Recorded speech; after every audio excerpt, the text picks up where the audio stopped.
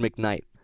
Boy, I don't know what in the world's gone on with Eric McKnight. He just doesn't look in sync with Long Beach State. I believe he was not on the road trip with the team as well against Stephen F. Austin, so I certainly hope nothing is wrong with him and Munson or anything like that. I heard a rumor that he was ill, so if he is ill, then hopefully he gets better because Long Beach State can certainly use his senior experience, his size down low. He had a nice game against Kansas State, had a couple of highlight reel dunks, showed off a nice little jumper. I feel that by the time we get into conference play and run into a couple of solid bigs like Mamadou Njai and Allen Williams, we could really use a guy like Eric McKnight.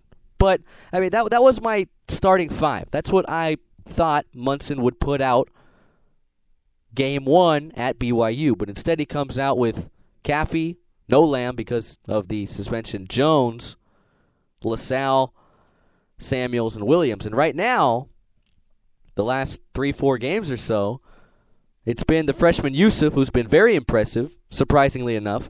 The most impressive freshman, I'd have to say. And then you got Samuels, the senior, Caffey and Lamb. Good backcourt for Long Beach State. And Michaela Sal. I just think Branford Jones, the only man who decided to show up at Stephen F. Austin, probably because he had a lot of family in attendance. He's from the state of Texas. Branford Jones, 15 points. You take away Branford Jones, Long Beach State scores 30 points against Stephen F. Austin. Ridiculous. And let's not talk about it anymore. How about that? Just like Long Beach State should move on from the Stephen F. Austin loss, I should as well. But I think it's time for a change in the starting lineup. I think if you're Coach Dan Munson, words to your players will only go so far. It's like that old saying goes, don't tell me, show me. I don't think Michaela Sal in the starting lineup is the best option for Long Beach State. I almost feel that he's more dangerous coming off the bench. Am I asking for Michaela Sal to ride the bench the rest of the season? Absolutely not. You could definitely use his spot-up three-point shooting. Everybody needs a sniper off the bench, right? He can be the Kyle Korver, per se, of your team if you're Long Beach State.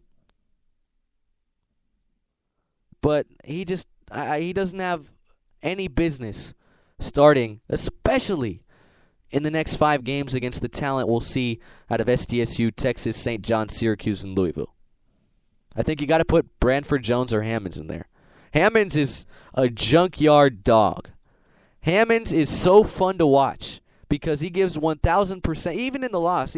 Hammonds did not have a good game against Stephen F. Austin. His shooting wasn't there. There was a lid on the rim when he shot it. Didn't have any points, but he still played extremely hard.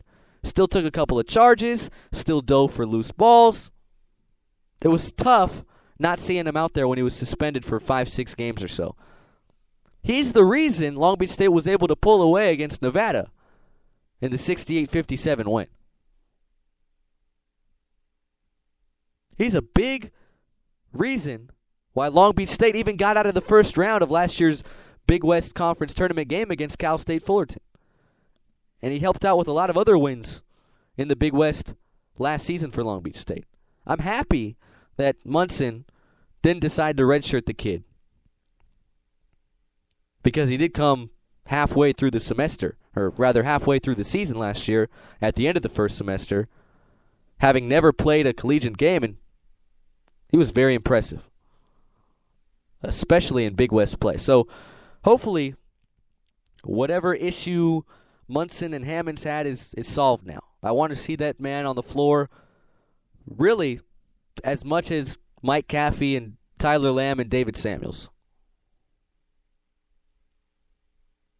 Hammonds is one of the most valuable assets to Long Beach State and their success moving forward.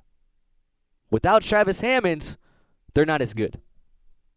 Well, I mean, they beat Kansas State and Xavier without Hammonds. No, they're not as good. Hammonds or Jones needs to start. And if one of them doesn't start and one of them does, either Jones or Hammonds needs to be the 6th guy off the bench.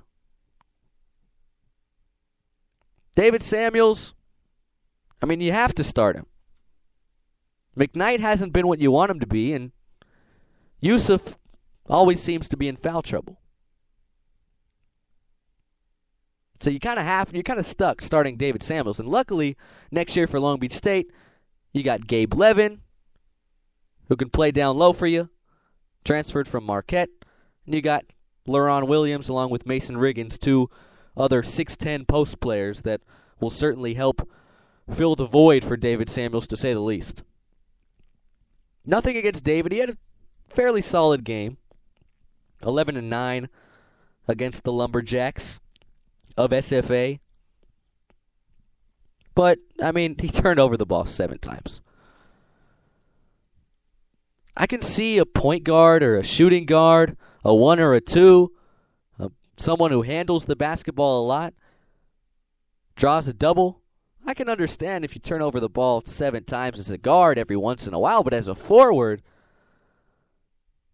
boy, that's rough. And that's always been the big knock on David Samuels. I always get very nervous when he has to take a couple of dribbles. I think Samuels is best when he's posted up and can move around a defender and float it in with the right hand.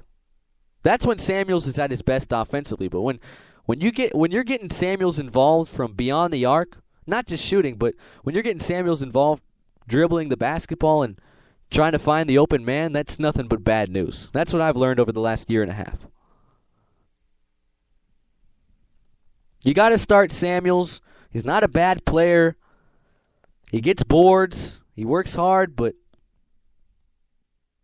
unfortunately, he's no Tony Freeland. He's no Eugene Phelps or TJ Robinson. You just got to live with that. Perhaps that's your Achilles heel. Nothing against David Samuels. He's a decent player at the Division I level, but, excuse me, Coach Dan Munson had to pick him up very, very late in the signing period after he dismissed Freeland, King, and Ding. So I'd like to see a change in the starting lineup if I'm Long Beach State. I think that doesn't do anything but benefit you going forward. We'll see. Wednesday, 7 p.m., ESPN 3 online, or if you want to make the trip down the I-5. Something I thought about, but after the SFA loss, I thought better of it. Long Beach State in action, 5-5 on the year, taking on number 18 SDSU on the road. Best of luck, 49ers. That's all I can say.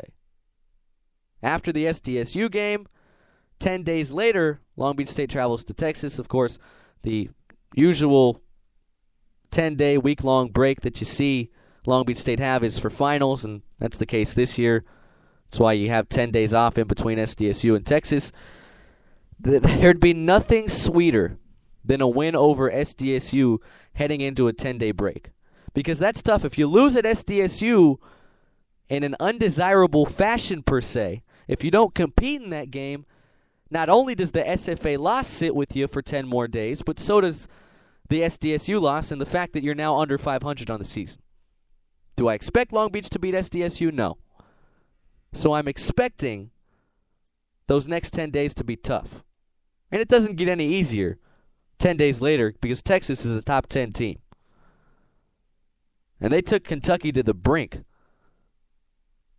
before the Wildcats and Calipari finally pulled away. We'll see. Long Beach State, I still think they're the best team in the Big West, but not by much after the SFA loss. Let's hope it was a fluke. Let's hope they can move past it. UC Irvine, they lost to Fresno State, the Bulldogs, whatever you want to call them, without Mamadou. They don't look good without Mamadou. They don't look all that great even with Mamadou. UC Riverside, Hawaii's been surprising. They're 7-3. UC Davis has been impressive, but then lost for the first time on the year. A rather unimpressive showing for the Aggies at Idaho, 79-71. Outside of Long Beach State, UCSB's look good. 10-point loss at Kansas.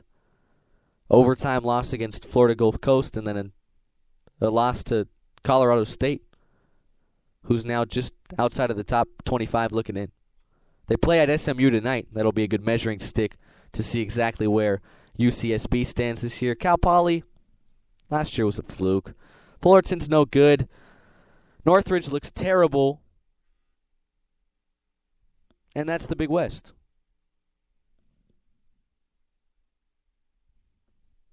That's all I have. Long Beach State in action Wednesday night against SDSU. Best of luck to the 49ers. Let's hope the Big West, I really hope UCSB can pull through against SMU. It'd be another big win for the Big West. Unfortunately, UCI schedules nothing but cupcakes outside of a trip to Oregon and a previous trip to Arizona and St. Mary's. UCI's got Texas, Arlington, Morgan State, Bradley. So, UCI, no at-large shot for them. Not that there really is a shot year in and year out for a Big West team to grab an at-large bid. But, it'd be nice to see one day. And I think we're moving in that direction in the Big West to where, yes, it's still a lower-tier mid-major conference, but the programs are improving. The facilities are improving. I think having Hawaii in there really helps you exposure-wise because a lot of people don't know what in the world the Big West is. Big West, is that Division II? And I know what the Big East is. No, Big West, Division I.